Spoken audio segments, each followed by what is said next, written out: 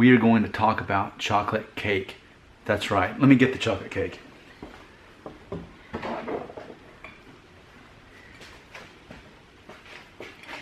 So today is my sister's 35th birthday. And I'm at my parents' house. And I looked on the table and I thought, that's a real cake. You don't see real cakes anymore. Like, everything's from a box. Everything's from a kit. You don't see... I don't trust myself. But you know, look at that. That looks like a really good cake.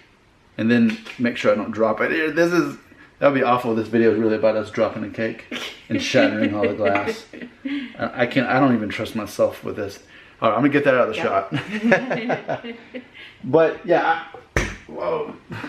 It's heavy, isn't it? Yeah. Real ingredients there. Hopefully no one here shattered glass.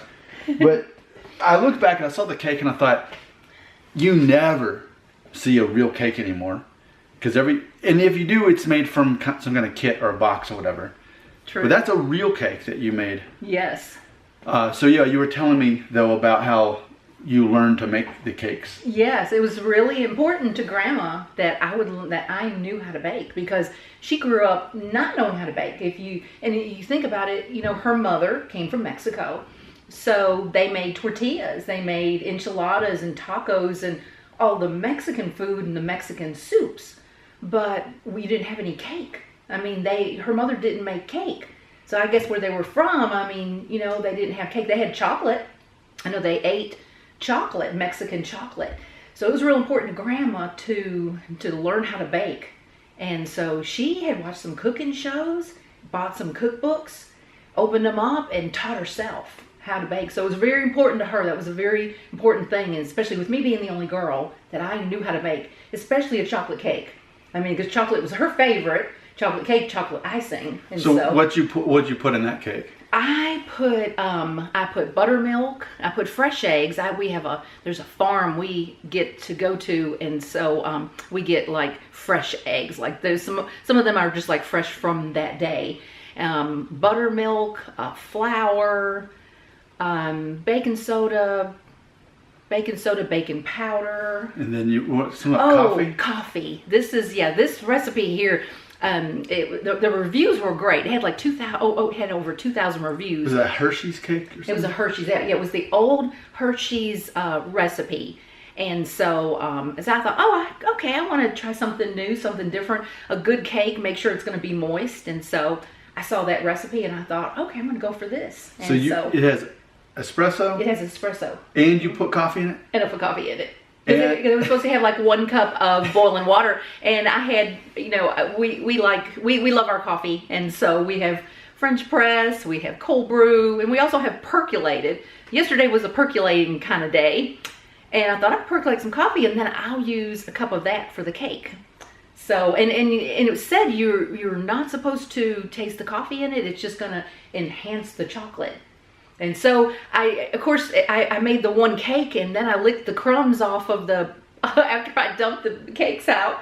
Then I licked the crumbs and I thought, oh, this is good. And I didn't taste the coffee. Yeah, it's funny. Yeah. Well, and I'm wondering too, with the kids eating it too, like we have to eat it earlier in the day because my daughter's still 2. So I can imagine espresso coffee cake. At least it would definitely keep her from needing a nap, I guess, for today. But yeah, it's just funny to wake up and see a real cake. Like, that is very rare. I don't know about other countries. I know a lot of people watching videos aren't in the United States, but in the United States, it's become such an issue that there's actual bakeries now that do real cakes from scratch. But other than that, it's funny because even like growing up in the 80s here, there would be cake at birthday parties and it was a special thing, but even then it was store-bought.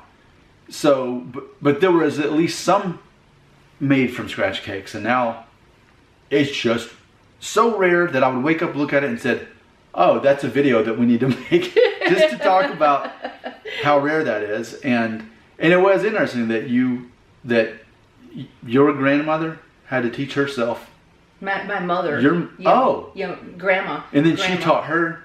Yeah, and then because my grandmother, she didn't know how to make a chocolate cake. So then when Grandma told her, "Oh, Ma, it's easy," and showed her how to make it, actually showed her. I mean, I remember her showing her how to make it. And then she was so excited. My Mexican grandmother was just so excited that she could make a chocolate cake then. Yeah. And just, yeah. And it's nice to know that you can have a cake, you know what is in it. Like I know there's avocado oil in it. It doesn't affect, it does very well with baking. And so I like to know what is in there. It's all real, fresh ingredients. Yeah, and I think that's part of why I'm excited about this cake is because I don't really eat much cake unless it is homemade, because at least here in America, if you buy a cake from the store, it's just a bunch of chemicals anyway.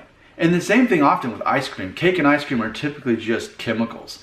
And so this is a real cake, so that's exciting. We're going to celebrate today, celebrate Dana's 35th birthday with homemade chocolate cake. There we go. You got comments about cake? They belong right here.